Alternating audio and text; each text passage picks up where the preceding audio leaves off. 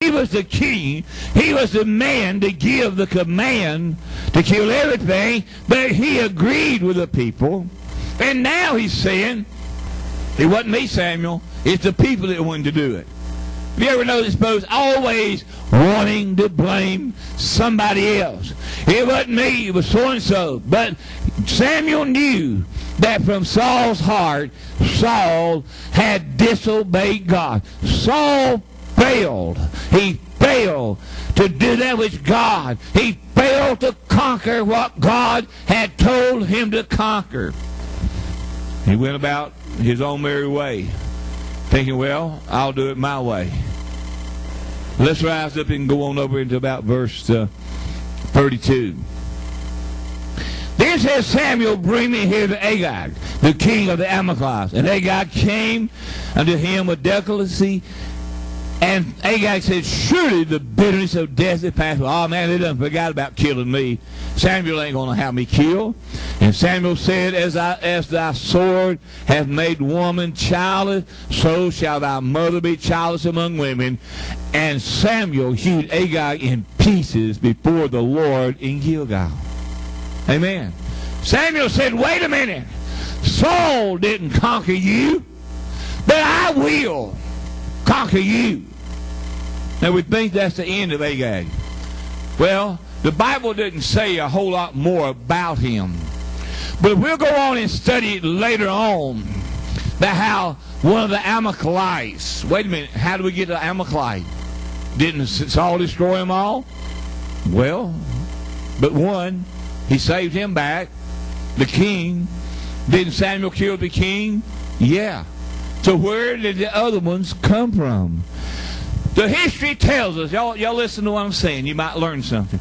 The history teaches us, it's Bible history, not written per se in the King James Version of the text, but Bible history and history teaches us that while Agag was in prison, remember he was a king, he stayed there quite a while, that there were servants, women servants, that came into the prison. And while Agag was in prison, he had an affair with one of the maidens, and she became with child, and that child kept the race of the Amalekites alive. And this is why that there was an offspring of Agag, the guy that Saul refused to destroy, the guy that Saul refused to conquer. Later on in life, his offspring came back, and we find that that offspring killed Saul.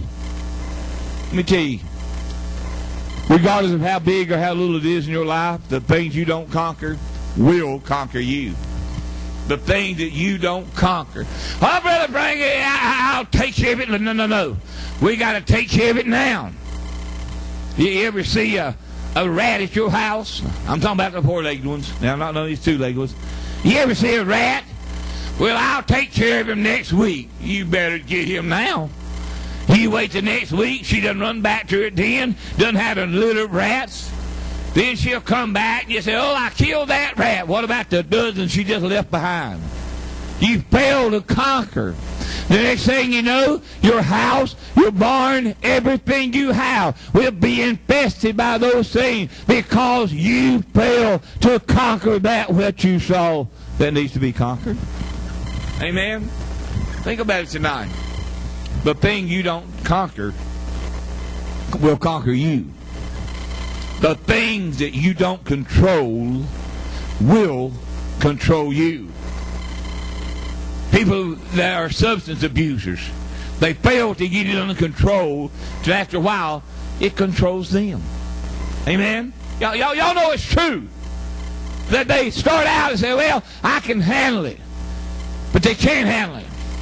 And after a while, you see, they fail to put it down. They fail to conquer it. And this thing will come back and it will eventually conquer it. I don't understand it. You know, and I'll say this with all love and respect. A young lady that's very dear to me that had about 5 wrecks this past week. Even though she has had came through a lot this past week, wrecked again. Wrecked again.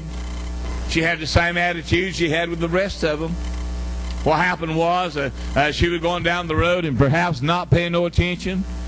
The man coming up the road, he pulled off the road all the way into the side ditch, and she still got him. She's pretty good aimer. She didn't miss him.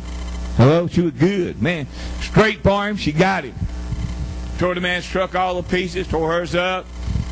When the police came out there, and they arrested her and charged her with, I think, driving too fast, reckless driving, a whole bunch of other stuff. You know what she said?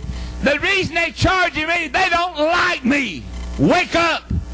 Wake up. It has nothing to do with whether or not anybody likes you. The problem is you fail to conquer your problem, and your problem keeps rising up, and your problem is conquering you. It's real nice. Have a court date next month. Insurance will probably be canceled. Probably lose her driver's license. Probably be stuck at home with no way to go. It's everybody else's fault. Hello? It's everybody else's fault. The policeman, he charged me because he don't like me. Sound like Saul, doesn't it? It's the people's fault. Sound like some folks you know? Or is it sounding a little bit like you? It's always somebody else's fault. When we get in trouble, it's always somebody else's fault. And let me say this tonight. If we fail to conquer whatever it might be, it will conquer you. It will. Saul failed to destroy the Amalekites. The Amalekites destroyed him. It's so very simple. Well, I'll take care of it later. Yeah. Let's go back to the rat. He had one. Later he got 25, 30. Later you got 300 running around. Later, while you're asleep, they're gnawing at your toes. Hello? Why? Well, the exterminator didn't. No. It's not the exterminator. It's you. You failed to conquer it.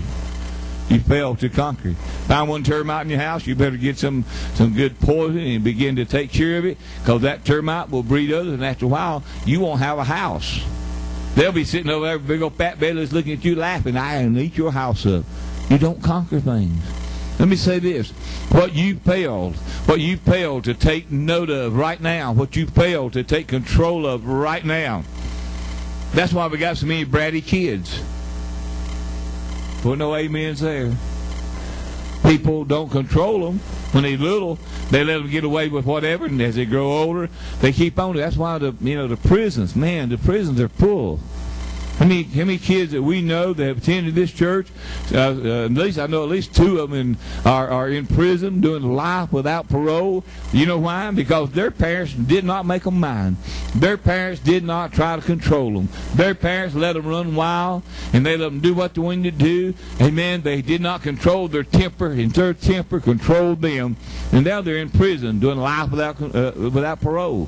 One has been in there almost 20 years now. He's only about 39 years old. If he lives another 20 years, 59, 69, 79, he'll still be in prison. Why? Because the very thing that he failed. You see, he was a little smart-aleck kid.